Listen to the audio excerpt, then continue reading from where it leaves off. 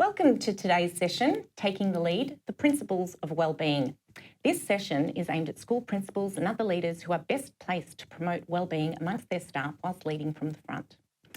My name is Sandra Surace. I'm an education consultant with the BU team. And before coming to Headspace, I was a teacher for many years across government, Catholic and independent schools. During this time, I was also a leader across a variety of roles, including a wellbeing leader. I've also worked at Melbourne University in the Masters of Applied Positive Psychology, which is the science of wellbeing, and I have an enormous passion in this space. This is my colleague Michelle, and I'll hand over to her to introduce herself. Hi everybody, my name is Michelle Moritz. I'm a clinical consultant in the same team as Sandra, and my background is in social work. Before coming to Headspace, I worked in a number of youth organisations and worked closely with schools to support the wellbeing of the young people that I worked with. Before we begin today, we would like to acknowledge that we are speaking to you from the traditional land of the Bunurong and Wurundjeri peoples of the Eastern Kulin Nation and pay respect to their elders past, present and emerging, and those that are in the virtual space with us today. As an initiative of national reach, we would also like to acknowledge all the traditional owners of the lands, past, present and emerging across Australia. We're very excited to have people joining us from all over the country today. If people wish to share their own acknowledgement, please feel free to put the name of the traditional custodians of the land on which you are meeting from today in the chat box. BU is a national mental health initiative funded by the Australian Federal Government. It's delivered by Beyond Blue in collaboration with Early Childhood Australia and Headspace. BU supports educators from early learning services and schools to develop a positive, inclusive and resilient learning community where every child, young person, educator and family member can achieve their best possible mental health. It's completely free and is available to every educator, early learning service and school in Australia. BU empowers educators to support children and young people's social and emotional wellbeing, as well as developing their own understanding of mental health. It offers educators online professional learning, fact sheets, webinars, and a host of other resources, as well as implementation tools to guide a whole school approach to mental health and wellbeing. If you're new to BU, be sure to register to access all the available resources and also get in touch with your BU consultant with any questions you may have. This BU virtual conference, Wellbeing, You, Me, Us, covers 2 themes in 10 sessions over the next 2 days. Today is day 1, where the theme is around educator wellbeing. The various sessions explore how learning communities are supporting educator wellbeing. Today's session is developing for leadership staff around understanding the importance of a leader's personal wellbeing in support of a mentally healthy community. Tomorrow's theme is inclusion in learning communities. There you will hear about practical strategies for building and promoting inclusion in your learning communities. So be sure to check that one out. We warmly welcome you to today's session. In today's session, we aim to provide a safe space to discuss information around personal wellbeing. As part of making our virtual space safe, please consider confidentiality and privacy throughout the session when using the chat box. We would love to hear from you today, so please feel free to participate through the chat and also through polls that will be made available to you. The image you can see on the screen right now has contact details for Beyond Blue, Headspace, and a number of other services that you may find useful should you need to reach out for some external support. We acknowledge that each of us comes to this session potentially juggling many different things and that we're all very busy. We thank you for making the time to join this session and learn more about your wellbeing. We hope that you'll come away from today feeling empowered to try some new strategies, but also to highlight the strategies that already work for you. So what are we going to learn today? Today, we aim to support you to understand the importance of being able to regulate your emotions in your day-to-day interactions to able to be effectively lead a mentally healthy community. We're also going to talk to you about how to notice personal changes in your body, thoughts and mind, and what is the mental health continuum. Then, armed with some evidence, we will reflect on some strategies that you can use to enhance your wellbeing and also the wellbeing of your staff. We'll be sharing relevant links in the chat box throughout the session as we refer to the research and the BU resources that complement your wellbeing practice. So to start, we'd really love to hear from you from our first poll. So the question should be on your screen right now. What is your current attitude to wellbeing as a leader in a school? Is it A, I prioritise wellbeing for myself and my staff? Is it B, I prioritise wellbeing for my staff but not for myself? C, I know that wellbeing is important and want to work on this? Or is it D, I do not currently prioritise wellbeing due to a variety of reasons? So whilst the poll responses are coming through, I'd like to introduce you to a very special guest here with us today. I'd like to welcome Jason Riding. Jason is a principal for the last 8 years at his current school, and prior to that, he was a principal at a small country school. Jason has been involved in teaching for the last 20 years with a background in physical education, health and science. Jason, thanks for agreeing to come and speak with us today. Thanks for having me. I'm looking forward to contributing today. Well, we're very excited that you agreed to come along and speak with us about your experiences in leading a school and your thoughts about wellbeing. As a principal, we really appreciate you giving us your time to discuss this important topic. So when you look at that poll question, what would you say is your current attitude to wellbeing? So previously I would have made wellbeing a priority for the staff and my students, but not necessarily for myself. As a principal, like most of us, we feel very strongly for those that we work with and those in our school communities, and I would have prioritised that over my own wellbeing. And it's unintentional because we give so much. We look out for those that we support. But I think that's true of many people that work in education. We all are eager to support others. That's really interesting that you said that was you previously. So has there been a shift? Yeah, so we had a critical incident last year which has shifted the importance of managing my own wellbeing, and one that was very difficult for our whole school community. And it was also very personally draining. So as we worked through that situation, the priority was around supporting our staff and our students. But given the effect it had on me, it's raised the awareness of me looking after myself better and carving out those times where we intentionally look after ourselves. It's something you continue to wrestle with. I don't have it all sorted out yet, but my wife is very helpful in reminding me to look after myself too. These are really important points, Jason. I'm sure not all of us have any of it worked out, really. I'm pleased to hear that your wellbeing is a priority for you, and I'm also sorry to hear about the circumstances that's brought that about. Your courage to explore personal wellbeing is a credit to you and will be elevating for your community as well. And it's so great that your wife is on board and being the champion behind you. Today's session, we will explore a little bit about the theory about Jason's great practice. And thanks for sharing that story with us. And thank you to you for contributing to our poll. We're going to close that off now and have a look at some of these results. So we can see here that at 40%, which isn't a huge surprise, is that we've come back with, I know that wellbeing is important and want to work on this. So we can completely appreciate and understand how busy you are in a school. We're all busy people, and absolutely wellbeing is something that I think we all want to prioritise better. I mentioned before I'm a social worker. I'm so good at telling other people to take care of their own wellbeing, but I could probably be a lot better at doing it for myself.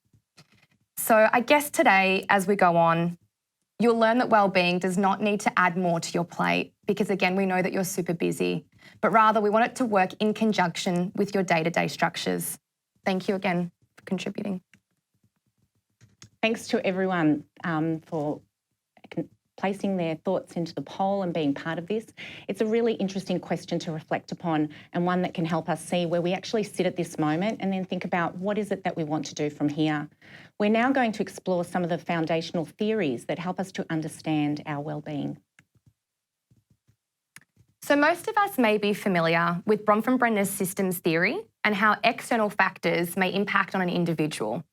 Today, we want to talk about the individual in the centre of the diagram that you can see on your screen and how the individual's wellbeing has ripple effects on others and on the community. This is because wellbeing is interconnected. What affects one individual can affect others positively or negatively. Think about your own work environment. We all want to work in an environment that is positive and supportive.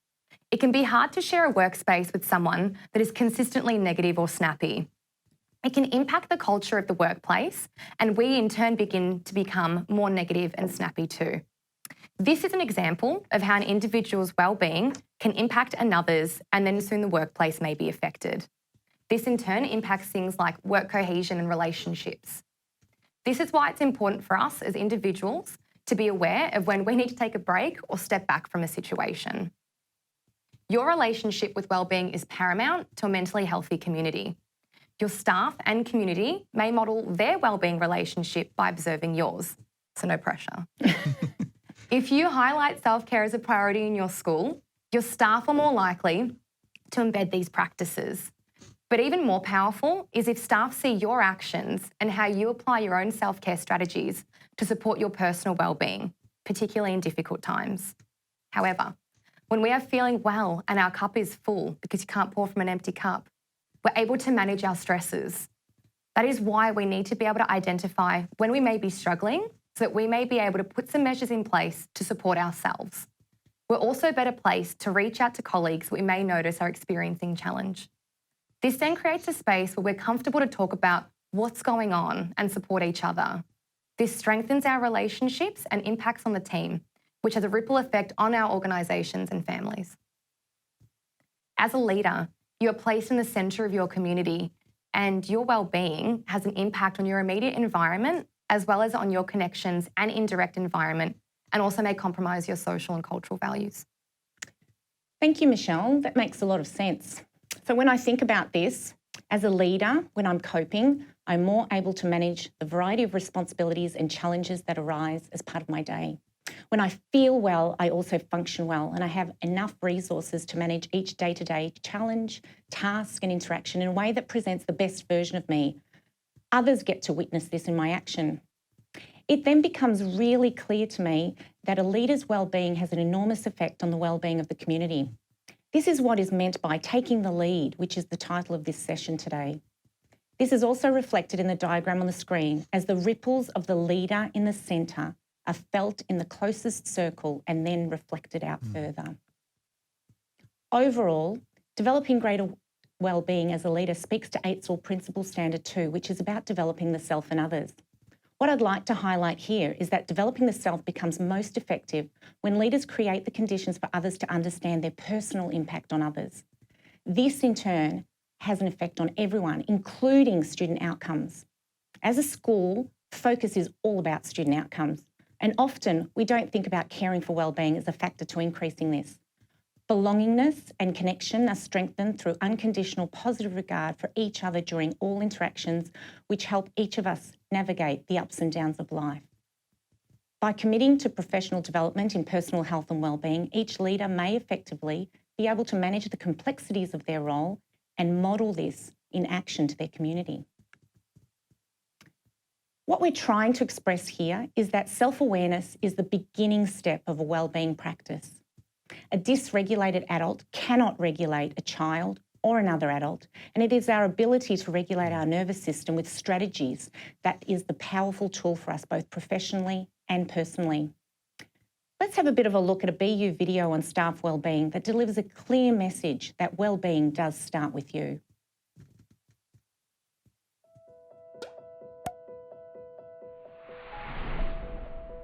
Staff wellbeing. To look after others, it's first important to look after yourself. Just like we're instructed to put on our own oxygen mask before helping others during an emergency plane landing, staff wellbeing is essential for effective teaching and learning and looking after the well-being of others. Stress is a part of everyday life. In small amounts, it can help us do more in less time. But prolonged stress can create a real risk of mental health issues. So, while you're putting your energy into creating a mentally healthy environment for your children and young people, it's also important to focus on the well-being of yourself and your colleagues. Time pressures and workload, conflicts with colleagues, difficulty adapting to change or low self-esteem are a few things that can affect staff well-being. Sometimes it isn't always easy to recognise negative effects, especially when they've slowly built up over time or gone unaddressed for too long. But there's always a way to move in a positive direction. Schools and early learning services can implement strategies to foster a culture of well-being, one that promotes help-seeking, creates opportunities for career growth and personal development, acknowledges a job well done, and offers resources for staff to build a sense of self-efficacy. Staff can also increase their own well-being through changes in diet, getting enough sleep and exercise, and reducing alcohol and drug use. Even maintaining positive social interactions and asking for help when needed create lasting positive impacts. In fact, you can start now. Take a few moments to reflect on how you're doing. You might also like to think about and identify colleagues you can talk to and share experiences with. What plans, actions, and strategies could be implemented? Also think about the frameworks your school or service has in place to improve staff well-being. What plans, actions, and strategies could be implemented to ensure staff have the resources, knowledge, and environment to perform at their best? Through following small but continued positive steps, a culture of staff well-being can be fostered that reduces turnover, inspires positivity and productivity, and benefits staff and children and young people alike. Be you, growing a mentally healthy generation. That's a great video to just really think about and pause for a second about how it is important to start wellbeing with you. You might like to share that with your staff, and that can be found on the BU website. According to the World Health Organization, mental health is a state of well-being in which the individual realises their own abilities, can cope with the normal stresses of life, can work productively and fruitfully, and is able to make a contribution to their community. The image you can see now is of the BU mental health continuum. This is a visual representation of how mental health fluctuates for all of us.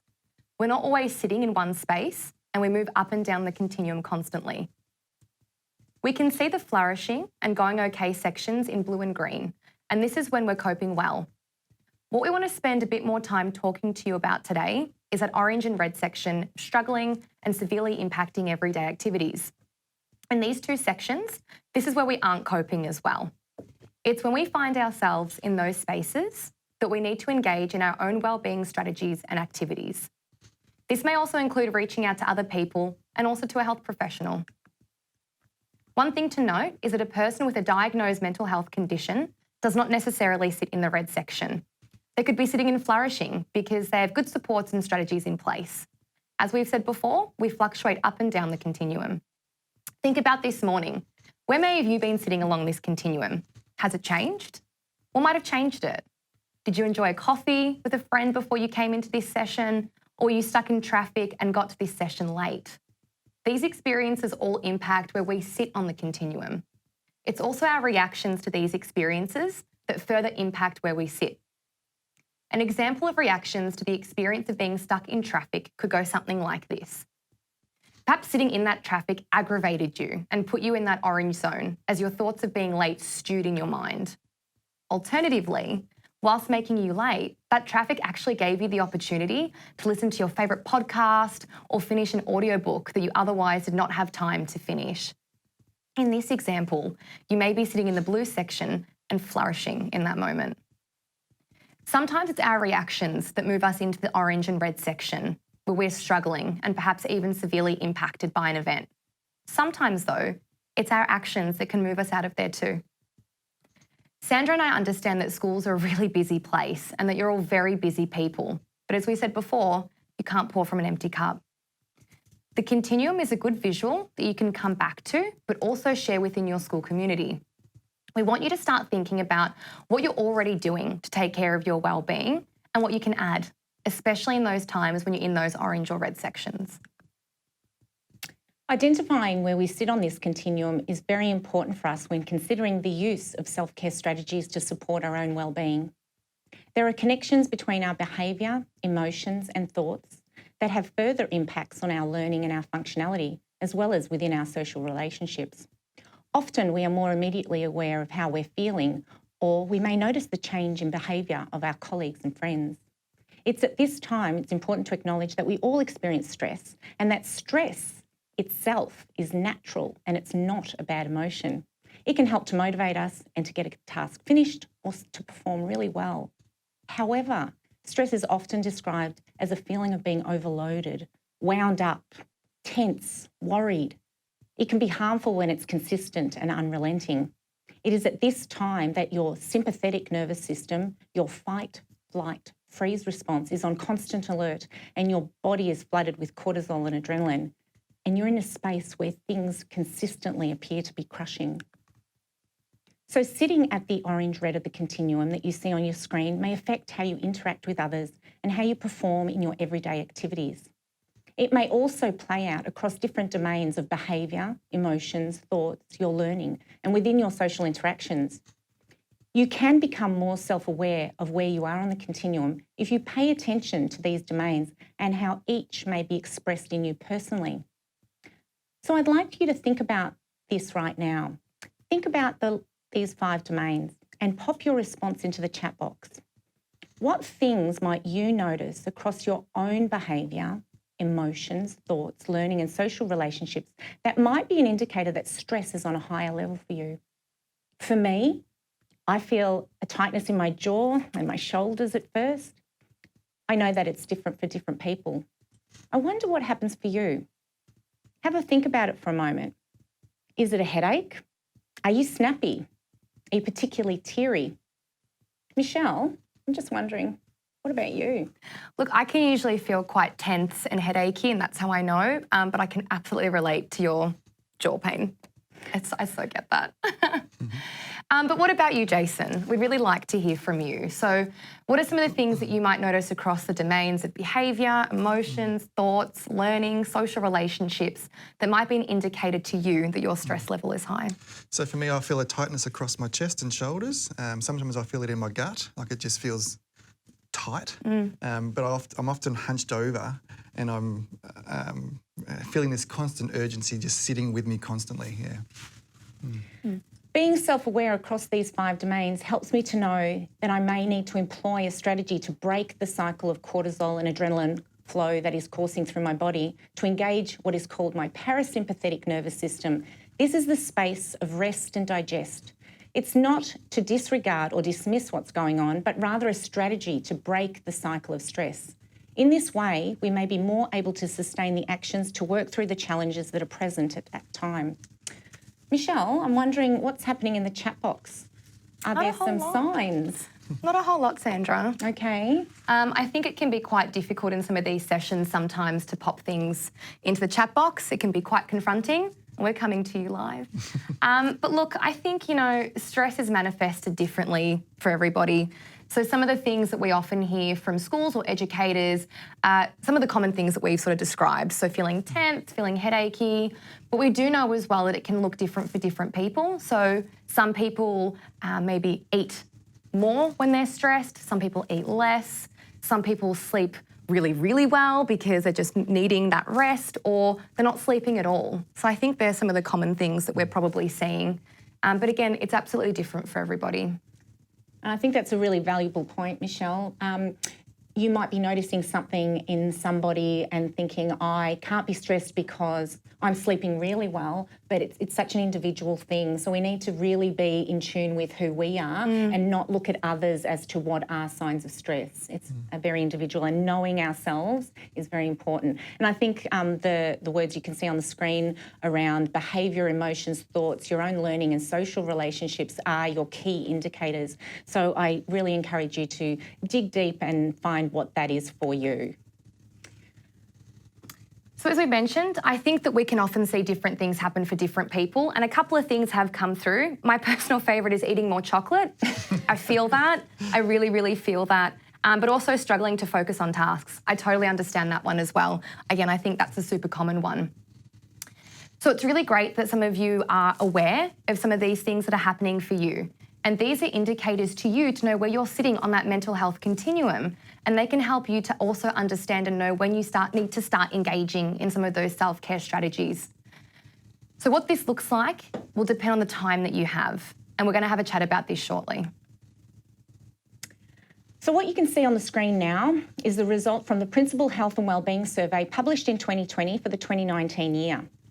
This is a confidential survey independent of all employer groups, professional associations and unions. This project is conducted by Associate Professor Philip Riley and his colleagues at the Australian Catholic University. From the results in the survey, principals are able to track their job-related personal health and wellbeing over time with an individualised report returned automatically upon completion each year. Global results build a longitudinal picture of the state of health and wellbeing for school principals nationally. If you're a principal or leader in a school at the moment, The top 10 sources of stress that are on the screen right now may not be unfamiliar to you. What is interesting and something that I'd like you to reflect upon at this moment is the sources of principal support. I am actually curious as to why the external services are not part of those 5 sources. So I'm going to ask Jason a question now. From your experience, are these 5 sources of support something that you've seen in your role? Absolutely. These sources resonate with me quite considerably because it's often where I would go to find that support. And depending on the circumstance would be who I would go and interact with, whether it's my wife, my family, a mentor or another principal. But I find it interesting too that the external services don't make the list. And I wonder if that's due to lack of time. You're prioritising everyone else's wellbeing over yours, that you are looking to support them and put strategies in place for them. But yeah, it's interesting. So the other thing that I thought was interesting about, maybe the reason for the not accessing the external services is because you just run out of time, and it's yeah, like I'd said before, you've just got that lack of time, but also that lack of relationship that's been built, and there's no trust with that person. So if you don't have that trust, probably not going to go to that person because there's other people that just know you already and can empathise with you a bit more greatly. Yeah. Thanks, Jason. That's an insightful look into your thoughts. With so many competing priorities, I guess time is definitely a factor for that leaders really wish they had a lot of time for, or had more of, rather. So when we combine this with the trust that you're speaking of, it certainly makes sense as to why leaders look to those closest for them for that support. So I see that you've talked about 3 main concepts here: time, relationship and trust.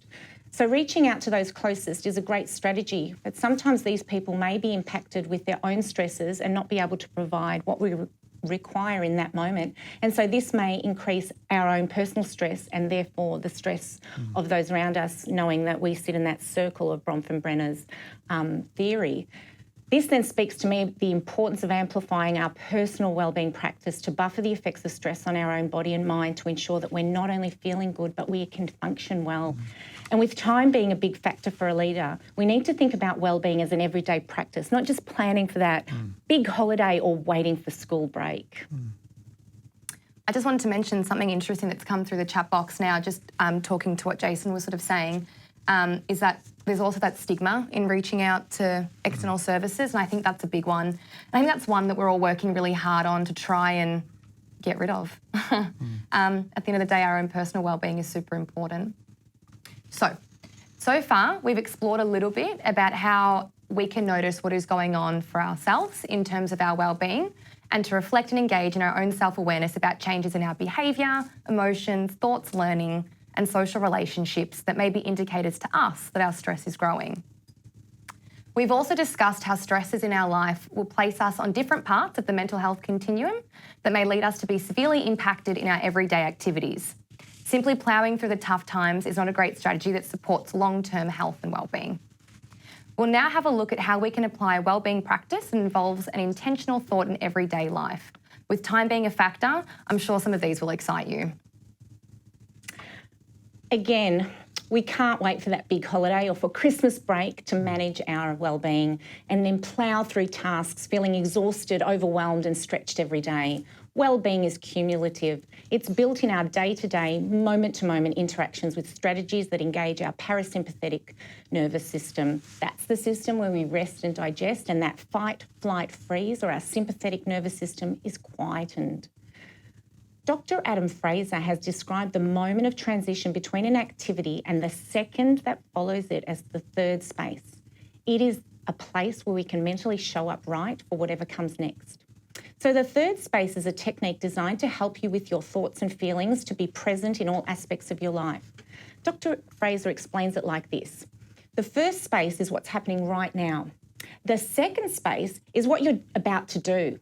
And the third space is the gap in between. This reminds me of a famous quote in the book by Viktor Frankl's Man's Search for Meaning. The quote is this: "Between stimulus and response, there is a space. In that space is our power to choose our response. in our response lies our growth and our freedom. This is a lot to think about as moments fly past so fast and we often act on autopilot, not thinking moment to moment. Yet this powerful strategy can help you show up as the best version of yourself to respond in a way that is considered. It doesn't have to be a big space, and choosing the right response is not always easy, but it's there. So I'm just wondering, how might this thought help you each day? I love this theory. I love that idea of the third space, and I think it's something that brings a bit of calm to me. But I also love how it fits in with the BU Stop, Reflect, Act framework, which is on the BU website, and you can access that and will help you step through it. It's located in the Family Partnerships domain, and it's also mentioned in the document BU Planning for Wellbeing, mine, yours, ours. So, during that stop phase, it asks us to pause for a moment. This can happen in the classroom, during a meeting, or in your office when you're being faced with a challenge, a difficult situation, or something unexpected. This stop phase does not have to be long. It just needs to be long enough for us to acknowledge what just happened. The reflect phase asks us to review what we may be feeling in our body, or maybe even what we could be thinking. In some instances, this may need to be a very quick scan of yourself, as time is not available for a longer reflection. However, research does tell us that if we can take that mindful moment, we can respond rather than react. And in doing so, we can reduce the stress hormones being released in our bodies. To me, this reflects Dr. Fraser's third space, between what just happened and what comes next. The act phase is really about what comes next. How do you want to show up in that next moment? With a considered approach and mindfully checking in on oneself, we can choose a response that results in a more positive outcome for all. Thanks, Michelle. It's a great reflection of how the two go together, and so much depth to this action with so many positive effects on our physical and mental well-being. So I'd like to pose a question to the audience as they listen in relation to what we've just spoken about. Can you think of a moment when this strategy would have been supportive in a situation that you've found yourself recently in to bring about a positive outcome? No need to reply. It's just really something to think about. So if we want to decrease stress, increase well-being, and effectively handle problems, I'd like to introduce you to a topic and a concept developed by Alan Ting. So Alan asks us to imagine ourselves as a smartphone. So let's think about that for a moment. We have to charge our smartphone, and sometimes we've forgotten to put it on overnight charge and we need it and we notice that it's going in the red, so we'll find a place to charge it for 5 minutes just to get 20%, enough to get us through. So if we frame this in terms of wellbeing practices, what would you need to get a 5-minute recharge? This would get your personal battery up to 20%. And how do you know when you need an overnight recharge? That time when you need your battery at 100%. And sometimes we may need to identify when we need a full system upgrade. And this would be when you need to reboot your entire system and update all your apps. And the apps would be the different components of your life. If we can't change a situation, we can still develop a plan to help us manage it more effectively using a smartphone analogy. There needs to be a selection of strategies ranging from that 5-minute recharge to a whole system overhaul. We can't rely on one wellbeing practice alone. So we're able to develop a self-care plan to assist in enhancing your resilience. On the BU website, under the Resources tab, in Tools and Guides, you'll find a section called Wellbeing Tools for You, and it's awesome. The section outlines a wide range of online apps and resources that you can use to support your mental health and wellbeing. This collection of resources offers guidance and practical strategies for educators. This is also where you can find the BU Wellbeing plans to tailor to you personally. It's definitely well worth a look. Going back to thinking about yourself as a smartphone in developing this plan, Sandra, I'm really keen to know a little bit more about some of your self-care strategies and what you would do to get your battery up to 20%. I have quite a few moment-to-moment 5-minute recharge strategies to get myself back up to 20%, which I found especially useful in my role as an educator in a school and also as a leader. These are still my go-to strategies now. Some of my super favourites include a deep, slow, purposeful breath in and out. I also like to do a quick scaling exercise and ask myself, well, how big is this problem on a scale of 1 to 100 based on the catastrophe scale? Also another great tool for sharing with students in the classroom. And if I have a tiny bit more time, I used to remove myself and walk around the oval, and that was important to me as I could ground myself into the details as I walked along the path, look at the grass, notice what was colour of the leaves in the tree, and I'd remove connection to my thoughts. In fact, I noticed that I did that just recently. I received an unexpected difficult phone call while I was walking along the beach. It almost took all the power from my battery in one swoop, and I thought I was at 100%. Prior to that call, I had no intention to get in the water, nor was I dressed for a swim. So whoop, off came the shoes, and I noticed the tide was out, so I chose to walk into the cold water. And I actually walked quite far away from the shore. Being far away meant that I was alone and able to actually take in my surroundings. And that meant I could feel the soft sand underneath my feet. I could feel the cold water slap against my legs, something to just snap me into that moment, and the salty breeze brush across my face. Connecting to the present in this way often helps me to step into the next moment with authenticity. Sometimes, however, this 20% recharge is not enough, and you actually need to go to 100%. So, Jason, I'm wondering when your work, and it's such a fast-paced world, what kind of things do you do for a 100% recharge? So what I do at the moment, I've recently rejoined the gym to get rid of that COVID and Christmas calories.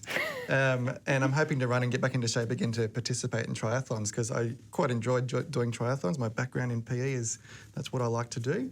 And having a reason to train, you've got to survive the event, just get through it and finish it all. There are also good opportunities for those longer runs I do, or the longer swims, just to let your thoughts fester and process, and you sometimes come up with some solutions to some issues that have come up throughout the day. And the other thing, I suppose, with the gym, I really enjoy the group training sessions. It's a good social connection and motivation for training as well. So that's what I like to do. Yeah, I kind of understand some of that. Jason, I also took up running in COVID because I think we were sitting a lot, and I found that it had a moment to quieten my mind as I pushed myself that little bit further, or tried to get the next hurdle, or I'd really tune into a song and really focus on learning those words instead of thinking about my thoughts. I think we've got a trifecta. I also took up running. Seems to be the thing. But there are so many other ways that you can get that 100% recharge. And some of the strategies that you could try if running's not quite your thing is you could try and get a full night's sleep. You could meditate for 20 minutes. You could take a long walk or go to the gym. You could also see your GP or a health professional. Or you could have dinner with somebody in your support network. Sometimes there's even more that's needed than an overnight recharge to 100%. As you may notice, you're struggling to hold that 100% charge for the whole day. I think you mentioned that before, Sandra. Yeah. So this may be a good time to plan for a system upgrade. This will look different for different people because we all have different likes and dislikes. Totally agree, Michelle. When I was working in a school and thinking of a full system upgrade, I actually reset my email conditions so that my email contacts did not take place from Friday night to Monday morning. Maybe a tip here, somewhere here. Because as a leader, you tend to get to work on a weekend as well, something that I used to do a lot of. And I found that this was a really effective strategy in my wellbeing practice. I also ensure that I have a lot of screen-free time because there's so much screen time at work. What about you, Michelle? What's your system upgrade? So I found for myself a supportive relationship with a personal trainer to be super helpful. Again, I kind of think that fits into that whole running thing. Yeah. But look, for other people, it could be any kind of health professional. It could be related to fitness, could be general health, could even be a life coach. I guess what I'm more interested to hear about, though, is, Jason, what do you do for a system upgrade? Good question. So we've got a family holiday plan and we've had to put that off for a few years, but we're all looking forward to that. I've got young children who have also realised we had to put this off, but this is coming up in the next couple of months. So we're really looking forward to that, to take that family holiday. Awesome. Thank you, Jason. All right, we've got another poll. We'd really, really love to hear from you again. So we know that we need to place more intentional focus upon our daily wellbeing strategies. So we really want to hear what your thoughts are on this. What do you do for a 20% recharge? That's that moment to moment that supports you in your personal well-being. Is it self-compassion? Do you nurture? Is it breathing in your breath? Do you visualise? Have you got some affirmations up your sleeve? Do you just take a break? My personal favourite, speaking up and saying no when you need to. Or do you write? So while the poll responses are coming through, we hear a little bit more from Jason about the strategies that he implements in his day-to-day work. So I've got a few things that I'll do. So one of the things I like to do is get on a foam roller because my stress is the hunching thing. So getting on that foam roller and rolling out my back is very, very helpful. Or if I've been on the computer for a long time. So that's one other thing that might cause that to come up. And also just frees up the muscles in my stomach too. Another thing I like to do is I like to walk around the school like Sandra like to walk around the oval. I love to play with the kids, so whether it's the older kids, I'll go and play basketball with them and realise I'm getting old, or I'll play freeze with the younger kids and always beat them. So that's lots of fun. But one of the things that we're really blessed to have at our site is a nature trail. It's a great place to walk. It's about 1 kilometre long and we've got a creek running next to it. So it's a beautiful spot just to go and refresh if something's come up, to refresh your mind and think through things. My faith plays a big part in my well-being. So more than just the 20% recharge, it's a whole of life thing for me. But it can be a longer than a 5-minute activity, but it's something that I find is a really good circuit breaker to position my perspective on what's going on. So that's really good. But I recognise not everyone has a kilometre-long nature trail, but I encourage you to look for something in your school that will be helpful for you. Thanks, Jason. I'm sure all the leaders listening can take something away from that reflection of your practice. I'd like to draw your attention again to the BU Planning for Wellbeing Mine, Yours and Ours document, which is located in the Resources tab under Tools and Guides and then the Wellbeing Tools view. It's a great document to reflect on what we've been talking about in today's session and also to explore your own wellbeing strategies. I'd like to close the poll results now, as they should be through, and see what the audience has said. Thanks, Michelle. Thank you, Sandra, and thank you, Jason, for sharing. I'm mindful of time, but I can see here that the most common one that we have so far is nurture. So that could be things like having a cup of tea, chatting to a friend, praying, that sort of thing, which sounds about right. Yeah, I think we need to kind of nurture our soul at times and give ourselves the ability to be kind. Because Absolutely. sometimes it's really difficult. We're travelling through things and we're trying to plough through things.